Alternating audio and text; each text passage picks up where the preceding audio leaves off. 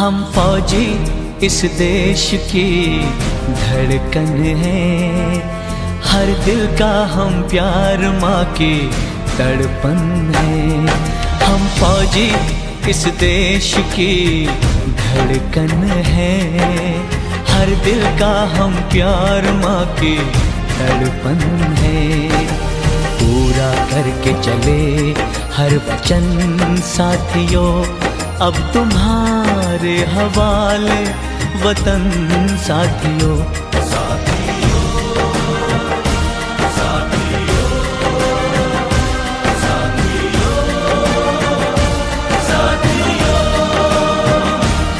अब तुम्हारे हवाले वतन साथियों।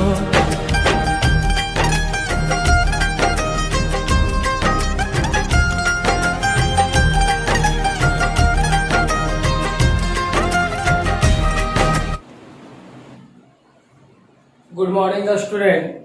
आज मैं आप लोगों के क्लास को आगे बढ़ाने के लिए मैं हाजिर हो गया हूं। आप लोगों से मेरा निवेदन है कि आप लोग भी जल्द से जल्द तैयार हो जाएं और अपना क्लास को शुरू करें।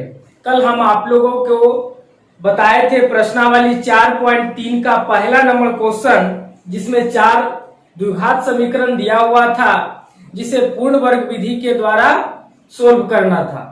आज मैं बताऊंगा उससे आगे दूसरा नंबर क्वेश्चन, जो कह रहा है कि उपयुक्त प्रश्न 1 में दिए गए द्विघात समीकरणों के मूल द्विघाती सूत्र के प्रयोग द्वारा निकालने के लिए कहा जा रहा है। यानी 1 नंबर में जो भी 4 द्विघात समीकरण दिया हुआ है, उसे जो है द्विघाती सूत्र के माध्यम से हल करना है। हम इससे पहले आप लोगों को 2 माध्यमों से हल करने के लिए सिखाए। पहला माध्यम था गुणनखंड विधि, दूसरा माध्यम आप लोगों को पूर्ण वर्ग विधि के द्वारा सिखाया, और अब हम तीसरा माध्यम, जो जाना माना और पहचाना हुआ माध्यम है, जिसे हम कहते हैं द्विघाती सूत्र। द्विघाती सूत्र के द्वारा जो है हम इन 4 समीकरण को सोल्व करेंगे। तो आप लोगों को कहते हैं कि इसे ध्यान से देखिए और समझिए। द्विघाती सूत्र में 2 फार्मूला का प्रयोग होता है। अगर उस 2 फार्मूलों को आप अच्छी तरीका से समझ लीजिएगा तो फिर ये सबसे आसान फार्मूला होने वाला है और आसान विधि होने वाला है। तो वो कौन सा फार्मूला है, आइए सबसे पहले हम फार्मूला का चर्चा करते हैं बच्चों। सबसे पहले डी अर्थात डायमेंशन अर्थात विवेचक सूत्र, इसको हम कहते हैं, बराबर होता है b² - 4ac, जो आप लोग जाना माना है। और दूसरा होता है मूल बराबर -b ± √d/2a। ये दोनों को हम अलग अलग लिखते हैं। बहुत सा आपके बुक में बच्चों लिखा होगा -b ± √b² - 4ac/2a। इस प्रकार से आपको बुक में मिलेगा।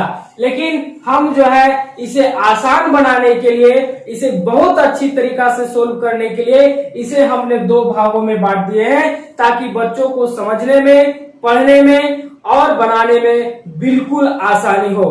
तो आइए इन 2 फार्मूलों के माध्यम से इसे कहते हैं विवेचक या विविक्तकर सूत्र। इसे 2 नाम दिया गया है, हमेशा याद रखिएगा, विवेचक या विविक्तकर सूत्र। तो आइए हम शुरू करते हैं और आप लोग हो जाइए तैयार। बच्चों, हम ये बताना चाहते हैं, इस फार्मूला के माध्यम से जो है आप बिल्कुल आसानी से सोल्व कर सकते हैं। पहला क्वेश्चन है, आप लोग को कल भी बताया गया था, पहला क्वेश्चन है। दूसरा का हम पहला बना रहे हैं 2x² - 7x + 3 = 0। इसमें a b c का सबसे पहले चयन करना है।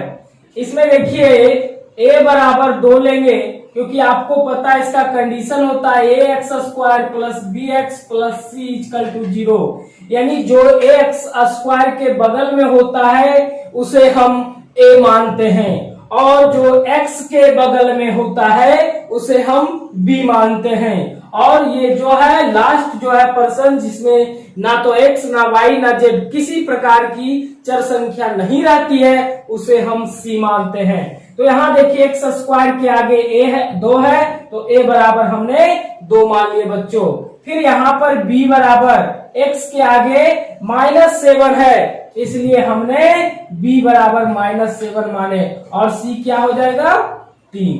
अब आइए a b c तीनों हमारे पास है तो निकालेंगे d, और फॉर्मूला बताए थे b² - 4ac। b का वैल्यू -7 है तो -7 का स्क्वायर -4 गुना a कितना है 2 गुना c कितना है 3। समझ गए, b² यानी से -7 का स्क्वायर -4 इंटू a कितना है 2 इंटू c कितना है 3, ये सब इंटू में बच्चों। अब इसे हम सोल्व करेंगे। -7 का स्क्वायर होता है -7 इंटू -7, माइनस से माइनस समाप्त यानी माइनस इंटू माइनस प्लस 7 49। तो यहाँ पर हम सिर्फ 49 लिखेंगे। -4 दूनी 8, 8 तिया 24। अब इसे माइनस करेंगे, 49 में से 24 घटाएंगे तो 25 बचेगा बच्चों। तो यानी हमें d बराबर जो है 25 प्राप्त हो गया। अब हमें क्या निकालना है, मूल निकालना है, और मूल बराबर आपको फॉर्मूला बताए थे -b प्लस माइनस √d बटा 2a। इस पर पहले बैठा देंगे सूत्र के आधार पर। पहले क्या है बच्चों माइनस लेंगे, फिर क्या है b कितना है आपका -7 है, फिर प्लस माइनस √ क्या है d कितना निकाले 25, तो यहाँ 25 रख देंगे। फिर बटा 2a, तो 2 कितना 2 इंटू a कितना 2, तो यहाँ पर 2 रख देंगे। अब आगे बढ़ेंगे, माइनस माइनस क्या हो गया प्लस हो गया, सिर्फ 7 लिखेंगे। प्लस माइनस 25 का वर्गमूल क्या होता है 5 लिखेंगे, बटा 2 दूनी 4। बच्चों बहुत इंपॉर्टेंट पॉइंट अब यहाँ से है, एक प्लस है और एक माइनस है, यानी एक बार जोड़ना है और एक बार घटाना है। तो आप लिखिए अल्फा बराबर 7 + 5 बटा 4, दोनों को जोड़ दीजिए 7 5 12 बटा 4, 4 तिया 12। यानी एक मूल जो है हमें 3 प्राप्त हो गया। और दूसरा बीटा लिख लीजिए 7 - 5 बटा 4, दूसरा बार में हम घटा रहे हैं यानी माइनस कर रहे हैं, 7 में से 5 गया 2 बटा 4, 2 दूनी 4 यानी 1 बटा 2। तो इस प्रकार से जो है बच्चों हमारा दोनों मूल प्राप्त हो गया, पहला मूल 3 और दूसरा मूल 1 बटा 2। तो इस प्रकार से पहला क्वेश्चन हम जो है द्विघाती सूत्र के माध्यम से सोल्व कर दिए, और कितना आसान रहा, बहुत अच्छा, कोई ज्यादा समस्या नहीं, कोई ज्यादा दिमाग लगाने की जरूरत नहीं है। बस फॉर्मूला पर सेट कीजिए, हल कीजिए और तुरंत आंसर पाइए। तो आप इसे नोट कीजिए, क्योंकि अब हम आपके लिए दूसरा क्वेश्चन शुरू करते हैं।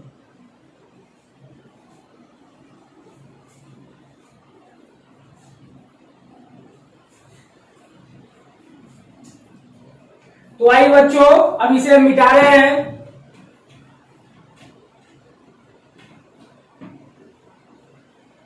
दूसरा क्वेश्चन आपके बुक में दिया हुआ है 2x²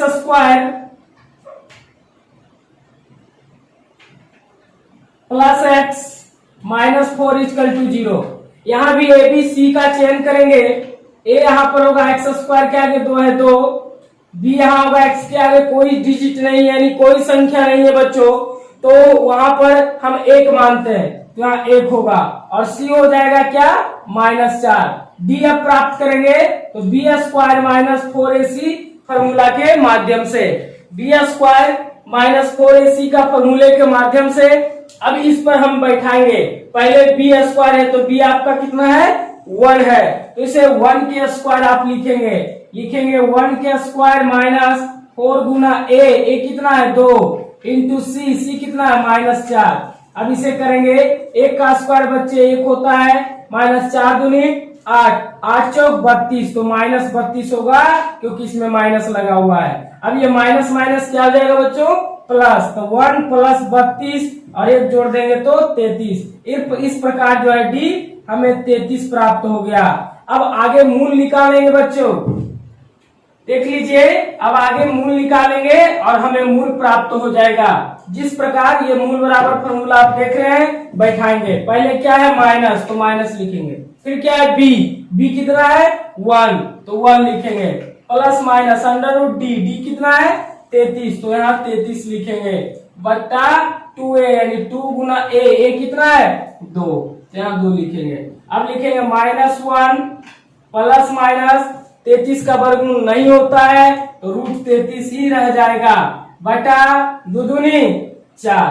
अब बच्चों आप देख रहे हैं कि हम इसे ज्यादा कुछ नहीं कर सकते हैं, क्योंकि रूट 33 का वर्गमूल होगा ही नहीं, ना आपस में जुटेगा ना आपस में घटेगा, क्योंकि दोनों एक दूसरे के भिन्न है, क्योंकि रूट वाले जो है इसके साथ ना तो माइनस कर पाएगा ना तो प्लस कर पाएगा, इसलिए ये जस के तस रहेगा और यही आपका आंसर हो जाएगा। इसमें 2 छिपा हुआ है, एक प्लस में और एक माइनस में, तो इस प्रकार से आपका ये भी मूल प्राप्त हो गया बच्चे। अब आपका जो है क्वेश्चन नंबर 3, क्वेश्चन नंबर 3 आप देख सकते हैं अपने बुक में, 4x² plus root 3x plus 3 = 0 दिया हुआ है, तो उसे भी हम सोल्व करेंगे बेहद आसानी तरीका से। आइए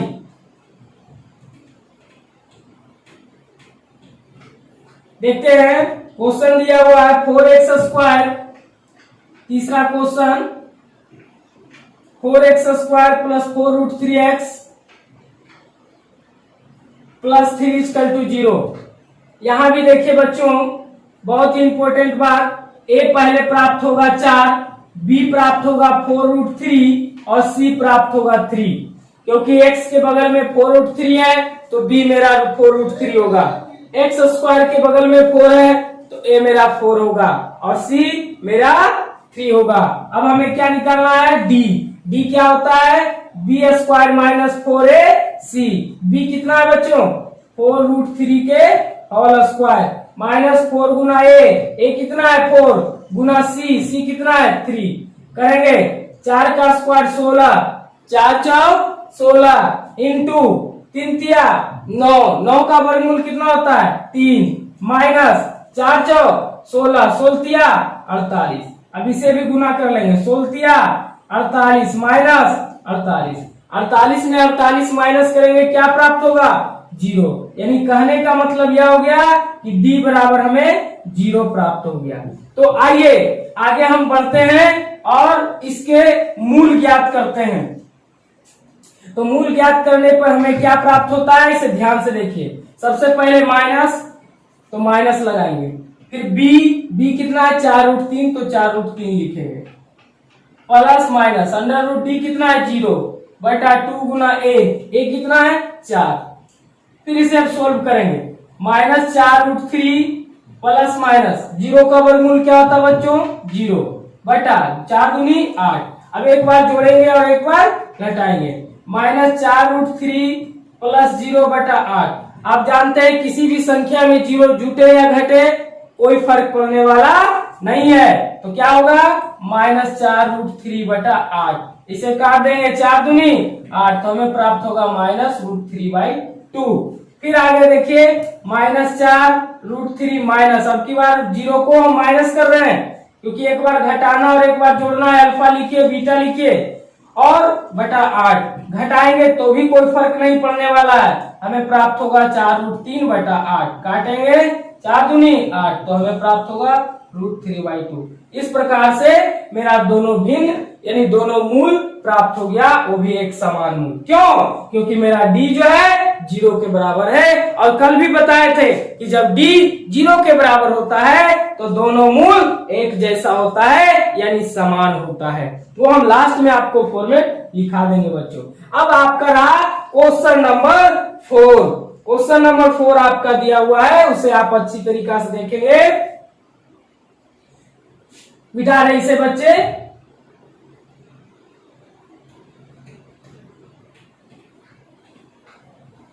क्वेश्चन नंबर 4 दिया हुआ है 2x² प्लस x प्लस 4 = 0। यहां भी हम सबसे पहले a b c का चयन करेंगे, उसके बाद जो है बच्चों सोल्व करेंगे। a बराबर हो गया 2, b बराबर हो जाएगा 1 और c बराबर हो गया 4। d का प्राप्त यानी b² माइनस 4ac, b कितना 1 के स्क्वायर -4 गुना a कितना है 2 गुना c कितना है 4, 1 का स्क्वायर 1 -4 दूनी 8, 8 चौक 32। अब यहाँ पर देख रहे हैं बच्चों कि 1 में से 32 माइनस हो रहा है, तो 1 में से अगर 32 माइनस होगा तो हमें क्या प्राप्त होगा -31, यानी d बराबर हो गया -31। और कल हम आपको एक फॉर्मेट लिखाए थे बच्चों, ध्यान से देखिए, अब वो हम फॉर्मेट आपको लिखने वाले हैं, ठीक है। आप इसे ध्यान से देखिए, यहाँ d बराबर -31 आया, यानी d जो है 0 से छोटा आया। अब 0 से छोटा आने पर हमें क्या प्राप्त होता है कि मूलों का अस्तित्व नहीं होगा। हम बताए थे ना कल भी बच्चों कि जब d 0 से छोटा होता है तो उसके मूलों का अस्तित्व नहीं होता है। तो इस प्रकार से जो है बच्चों आपका 4.3 का दूसरा क्वेश्चन कहता था कि पहला क्वेश्चन को द्विघाती सूत्र के माध्यम से सोल्व करें, तो हमने इन्हें द्विघाती सूत्रों के माध्यम से सोल्व कर दिया। आप लोग देखे, बहुत ही अच्छा लगा होगा, इसमें कहीं कोई संदेह नहीं है। अब बताते हैं बच्चों इसका कुछ मेन पॉइंट, आप लोगों को बताते हैं कि जब दो भिन्न वास्तविक मूल होते हैं, कब? जब b² - 4ac यानी d less than equal to 0। इसका मतलब होता है बच्चों d less than equal to 0, यानी यहां पर d जो है 0 से बड़ा होता है, यानी यहां लिख देते हैं 0 से बड़ा। तो इस परिस्थिति में जो है दोनों मूल वास्तविक और भिन्न होंगे। इस पॉइंट को याद रखिएगा, जब d जो है 0 से बड़ा होगा यानी 0 से बड़ा होगा तो दोनों मूल वास्तविक और भिन्न होंगे, यानी अल्फा कुछ भी रहेगा और बीटा कुछ भी रह सकता है, लेकिन दोनों मूल्य होगा, ठीक है। उसके बाद दूसरा पॉइंट आप जान लीजिए, दूसरा पॉइंट होता है d less than equal to 0, यानी 0 के बराबर। जब d 0 के बराबर होता है तो इसमें होता है दोनों मूल समान होते हैं। दोनों मूल क्या होते हैं बच्चों? समान होते हैं, यानी अल्फा अगर 4 आया तो बीटा भी 4 आएगा, तभी दोनों मूल समान न हुआ, क्योंकि दोनों बराबर होना चाहिए। कब? जब d बराबर 0 आएगा। और तीसरा फॉर्मेट है d less than equal to 0, यानी 0 से छोटा। जब d 0 से छोटा होता है तब जो है मूलों का अस्तित्व नहीं होगा, ठीक है, यानी इसमें कोई मूल्य नहीं होगा। तो आप लोगों को हमने बता दिए कि मूलों का अस्तित्व नहीं होगा, क्योंकि ये जो है d 0 से छोटा है। अब आपके क्वेश्चन है जो बच्चों 4.3 में आप लोग देख रहे होंगे, तीसरा क्वेश्चन कि निम्न समीकरण के मूल ज्ञात करें। इसमें थोड़ा सा टेढ़ा मेढ़ा क्वेश्चन इक्वेशन दिया हुआ है, उसे हम सोल्व कर देते हैं और आप लोगों को ऊपर हम बनाने के लिए छोड़ देंगे, और कल के वीडियो में आप लोग देखिएगा कि हमने सही बना पाए या नहीं। आइए हम उसे सीधा कर देने का काम करते हैं और इसे आप अच्छी तरीका से नोट कर लीजिए। आइए तीसरा नंबर क्वेश्चन जो है 4.3 का तीसरा नंबर कह रहा है निम्न समीकरण के मूलों को ज्ञात कीजिए। सबसे पहले समीकरण पहला दिया हुआ है x - 1/x बराबर 3, और यहाँ पर एक पॉइंट दिया हुआ है x नॉट इक्वल टू 0, यानी x जो है 0 के बराबर नहीं है, यानी x कभी 0 नहीं होगा। आइए इसको हम सोल्व कर देते हैं और आप इसे आगे बढ़ाइएगा। क्या करना है? सबसे पहले यहाँ 1 ले लीजिए, और क्या करना है? 1 और x का एलसीएम x होगा, क्रॉस मल्टीप्लाई कर दीजिए। x इंटू एक्स क्या हो जाएगा बच्चों? x² माइनस बिजली चली गई है, थोड़ा सा ध्यान से देखें,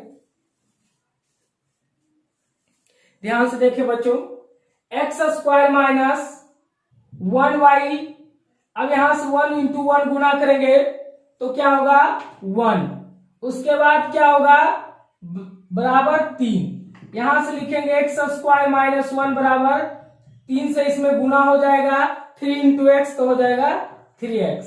अब इसे लिखेंगे एक्स स्क्वायर माइनस 1 बराबर के बाहर प्लस में 3x है, अंदर आएगा तो माइनस 3x हो जाएगा इक्वल टू 0। अब इसे सजा कर लिख लेंगे x square minus 3x minus 1 equal to 0।